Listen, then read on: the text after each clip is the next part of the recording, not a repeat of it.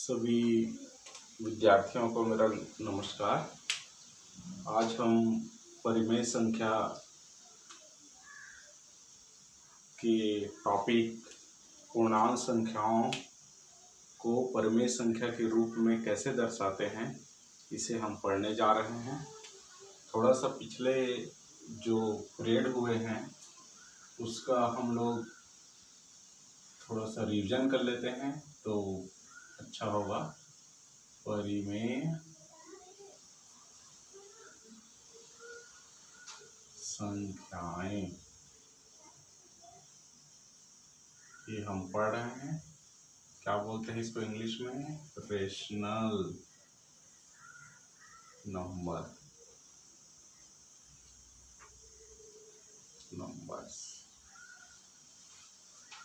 तो चलिए, परिमेय संख्या किसे कहते हैं इस पर हम थोड़ा चर्चा कर लें। वह संख्या जिसे P/Q या अंश बटा हर के रूप में दर्शाते हैं।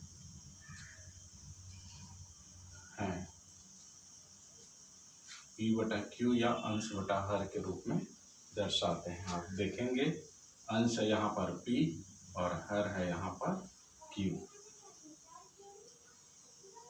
जहाँ P और Q क्या संख्याएं होती है? पूर्णांक होती है। पूर्णांक संख्या भी कहें तो भी चलेगा। ओके।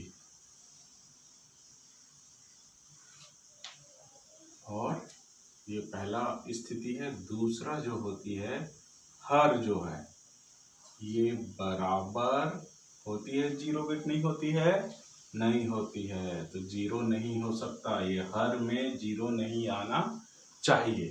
तब हम ऐसे संख्याओं को, अंश बटा हर में रहे ऐसे संख्याओं को कहते हैं परिमेय संख्या। ये भिन्न से मात्र इस बात में अलग है कि भिन्न में धनात्मक पूर्णांक आती है, शून्य शामिल नहीं होता है, लेकिन इसमें शून्य और ऋणात्मक पूर्णांक और धनात्मक पूर्णांक सभी शामिल होते हैं, इसलिए इसको कहते हैं परिमेय संख्याएं। चलिए अगला टॉपिक हम लेते हैं जो आज के क्लास में शामिल किया गया है।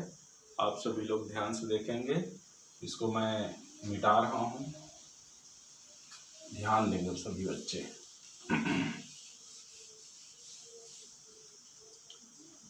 पूर्णांक संख्याओं का परिमेय संख्या में निरूपण या पूर्णांक संख्याओं को परिमेय संख्या में दर्शाया जाना। कैसे दर्शाते हैं?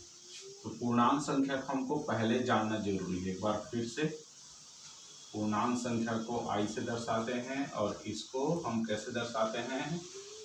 ध्यान होगा आप सब बच्चों को। 1 2 3 4 सो ऑन, आगे की ओर।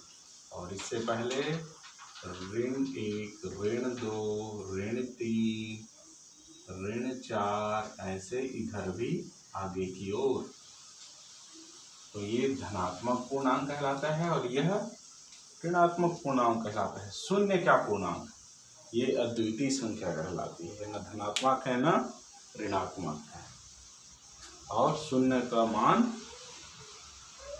शून्य होता है, नन वैल्यू, शून्य वैल्यू, कुछ भी वैल्यू नहीं होती इसकी। तो ये पूर्णांक है। अब पूर्णांक संख्या को परिमेय संख्या में कैसे दर्शाएंगे? जैसे मैं ऋण 4 ले रहा हूँ, ऋण 4 को हम परिमेय संख्या के रूप में कैसे लिखें? तो ये दिख रही है, मतलब ये संख्या है अंश में, इसके हर में क्या है? कुछ नहीं है, मतलब 1। तो ये हो गया P/Q के रूप में। देख लीजिए, Q 0 नहीं है, 1 है, इसलिए यह जो है वो क्या है? परिमेय संख्या।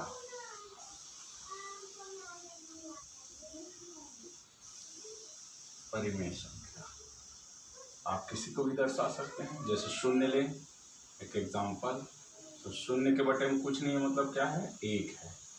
तो ये भी आप देख सकते हैं, तुलना करिए p बटा q से, तो आप पाएंगे कि q शून्य नहीं है। p जरूर शून्य है, लेकिन हमारा कंडीशन ये कहता है कि q जो है वो शून्य नहीं होना चाहिए।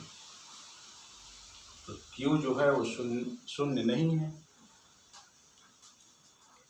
तो यहाँ पर भी आप देखेंगे कि ये परिमेय संख्या है। शून्य एक परिमेय संख्या है, ये आता है सवाल में, शून्य एक परिमेय संख्या है। तो क्या हो जाएगा, सत्य है। क्या सत्य है? सत्य है। उसी प्रकार ये ऋणात्मक पूर्णांक हो गया और एक धनात्मक पूर्णांक उदाहरण ले लेते हैं, जैसे 2। तो 2 को क्या दर्शा सकते हैं अपन, 2/1। तो ये भी परिमेय संख्या होगी। जैसे किसी का बटा नहीं दिया है तो उसके बटे में हमेशा 1 होता है, ये आपको ध्यान देना है। तो ये पूर्णांकों का परिमेय निरूपण है। और एक एग्जांपल लें, जो ये तो छोटी छोटी संख्या हो गई। मान लो ऋण 320, तो इसको परिमेय संख्या में बदलिए बोलेंगे, तो आप कैसे बदलेंगे, ऋण 320/1, जहाँ p का मान है ऋण 320 और q का मान है 1, अंश का मान है ऋण 320 और हर का मान है 1। तो इस प्रकार हम समझ सकते हैं। चलिए, ये पूर्णांक संख्याओं का परिमेय संख्या के रूप में निरूपण हुआ और हम आगे की ओर बढ़ते हैं। तो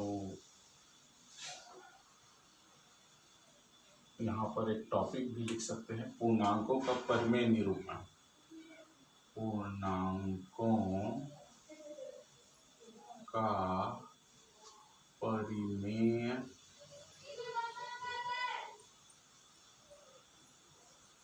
निरूपण।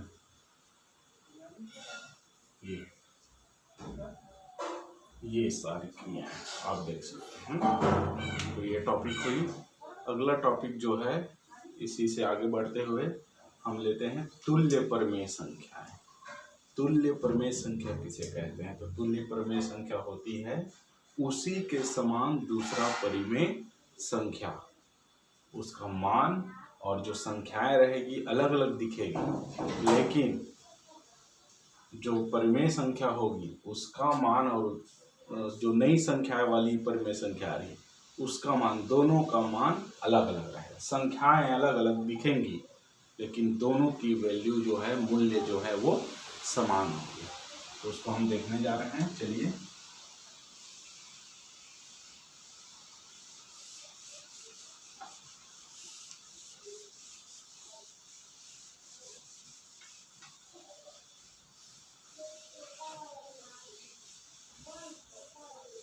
तुल्य परिमेय संख्याएं लिख देते हैं। तुल्य परिमेय संख्याएं, ये आपका टॉपिक है। परिमेय संख्या समझ लिए और पूर्णांकों को परिमेय संख्या आपने बनाना सीखा। इसके बाद तीसरा जो है तुल्य परिमेय संख्याएं हैं। ये क्या होती है? तुल्य परिमेय संख्या मतलब उसी के समान दूसरा परिमेय संख्या जिसका वैल्यू, मूल्य उसी के समान होता है, लेकिन अंक उसमें, अंश और हर का जो अंक रहेंगे वो अलग अलग दिखाई देंगे। जैसे कि एग्जाम्पल लेते हैं 1/2।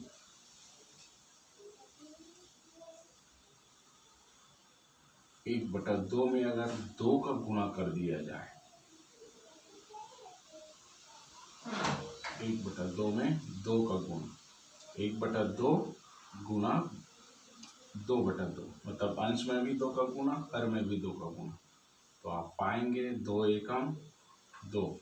भिन्नों का गुणा पढ़े हैं आप लोग, अंश से अंश का गुणा और हर से हर का गुणा होता है। तो 2 एकम 2, 2 दूनी 4। ये पहला तुल्य परिमेय संख्या है। किसका? 1/2 का। मतलब 1/2 को एक और एग्जांपल ले लेते हैं, फिर आगे मैं बात करूंगा। जैसे 2/2 का गुणा इसलिए किए, 1/1 का गुणा इसलिए नहीं किए, 1/1 का गुणा करते तो 1/2 ही आता है यहाँ, इसलिए सीधा हम 2/2 का गुणा किए, अंश और हर में आगे बढ़े तो 3/3 का गुणा करें। समान संख्याओं का अंश और हर में गुणा करने से भिन्न का मान बदलता नहीं है, ये नियम है। तो परिमेय में भी यही नियम लागू होता है कि समान संख्या का अंश और हर में गुणा करने पर इसका मान कभी बदलता नहीं है। इसका मान बदलता नहीं है, गुणा करके देख लीजिए। 3 एकम 3 कैसे बदलता नहीं है इसको बताएंगे। 3 एकम 3 और 3 दूनी 6। तो हम 1/2 को और क्या लिख सकते हैं, 2/4 लिख सकते हैं, बराबर 3/6 भी लिख सकते हैं। देख सकते हैं। और अन्य उदाहरण आप देखेंगे तो 1/2 को 2/4 कैसे लिख सकते हैं, अंश और हर में समान संख्या गुणा करने पर 1/2 का मान कभी बदलता नहीं है। तो 1/2 बराबर 2/4 बराबर 3/6। ये सारी जो परिमेय संख्या है 1/2 के, इन दोनों परिमेय संख्या का मान 1/2 के बराबर है। वो 1/2 ही लिखा है, दिखने में अलग दिख रहा है बस। तो अब दिखने में अलग कैसे दिख रहा है, जब इसको हम सरल करेंगे, 2/4 को जब सरल करेंगे तो वो 1/2 ही प्राप्त होगा, और 1/2 को और सरल नहीं किया जा सकता। इसलिए 1/2 को देखिए 2 से 2 को भाग दीजिए और 2 से 4 को भाग दीजिए। 2 एकम 2 और 2 दूनी 4। देखिए 1/2 आया। 3 और 6 को भाग दीजिए। 3 एकम 3 और 3 दूनी 6। 1/2 ही आया, 1/2 आया, 1/2 सभी बराबर। तो हम कहेंगे कि 1/2 का तुल्य परिमेय संख्या 2/4 और 3/6 है। और आगे निकाल सकते हैं, जैसे 4/4 के गुणा करेंगे, 5/5 के गुणा करेंगे तो और ढेर सारी तुल्य परिमेय संख्या प्राप्त होती जाएंगी। तो ऐसे निकाला जाता है तुल्य परिमेय संख्या। 1/2 ही के समान एक ऐसी परिमेय संख्या जिसका मान 1/2 ही के बराबर होता है, लेकिन अंक जो दिखते हैं, संख्याएं जो दिखती है P/Q में, P और Q जो दिखता है वो अलग अलग दिखाई देता है, अलग संख्याएं होती हैं। तो आप समझें इसको। तो ये रहा तुल्य परिमेय संख्याएं। और ऐसे ही आप होमवर्क के रूप में आप देख सकते हैं, एक एग्जांपल ले लें इसको, कि होमवर्क जो है 2/3 के 4 तुल्य परिमेय बनाइए। आप बनाएंगे, बनाएं। ये आपका होमवर्क हो सकता है, आप देख लीजिए, ये बन जाएगा मेरे हिसाब से। चलिए आगे बढ़ते हैं। इसको मैं मिटा रहा हूँ, आगे हम बढ़ते हैं। सरलतम रूप, अच्छा हाँ, इसी में आप समझ सकते हैं। चलिए, सरलतम रूप, परिमेय का सरलतम रूप, परिमेय का सरलतम रूप, चलिए समझते हैं। तो हम लोग 1/2 को 2/4 के रूप में लिखे, 1/2 को 3/6 के रूप में लिखे। तो अभी मैंने इसको सरल कर, मतलब काट कर, भाग देकर 1/2 और 1/2 के रूप में दर्शाया है। जैसे मैं लेता हूँ 2/4, तो 2/4 एक परिमेय संख्या है, इसका सरलतम रूप क्या होगा, इसको जानना है, समझना है। तो हमें ये देखना है कि ये परिमेय संख्या है कि नहीं, पहली बात।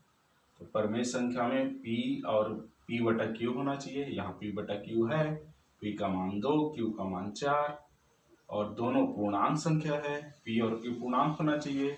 और q जो है शून्य के बराबर नहीं होना चाहिए, या तो यहाँ शून्य नहीं है, इसलिए ये परिमेय संख्या है, पहली बात। दूसरी बात ये देखना है कि अंश में कौन सी संख्या और हर में कौन सी संख्या लिखी है, और ये दोनों संख्या किस एक संख्या से पूरी भाग चली जाएगी, आपको ये ध्यान देना है विशेष। तो दो से भाग चली जाएगी, 4 2 से जाएगी कि नहीं जाएगी, देखिए तो 4 भी 2 से भाग चली जाएगी, मतलब यहाँ भी 2 से भाग देना है, यहाँ पर भी 2 से भाग देना है। तो इसका उत्तर आ जाएगा, 2 से 2 को भाग देंगे तो 2 एकम 2, मतलब एक उत्तर आया भागफल, और 2 दूनी 4। देखिए मतलब 2/4 को हम जब समान संख्या से भाग दे रहे हैं तो क्या उत्तर आ रहा है, 1/2, और 1/2 को और सरल नहीं कर सकते, तो इसी को बोलते हैं सरलतम रूप, और इसी को कहते हैं, या देखो पुस्तक में दिया नहीं है, मूल रूप, परिमेय का मूल रूप कहते हैं इसको, ध्यान देंगे। सरलतम रूप परिमेय का 2/4 परिमेय का सरलतम रूप क्या होगा, 1/2 सरलतम रूप, और इसी को कहेंगे मूल रूप। 2/4 का मूल रूप क्या है, 1/2, 2/4 का सरलतम रूप क्या है, 1/2। इसी प्रकार अब देखो इसको एक बार भाग देने से 1/2 आ गया, उसके बाद सरल नहीं पा रहे हैं, लेकिन एक एग्जाम्पल और लेते हैं जिससे आपको समझ में आएगा। यहाँ पर देख लेते हैं थोड़ा सा,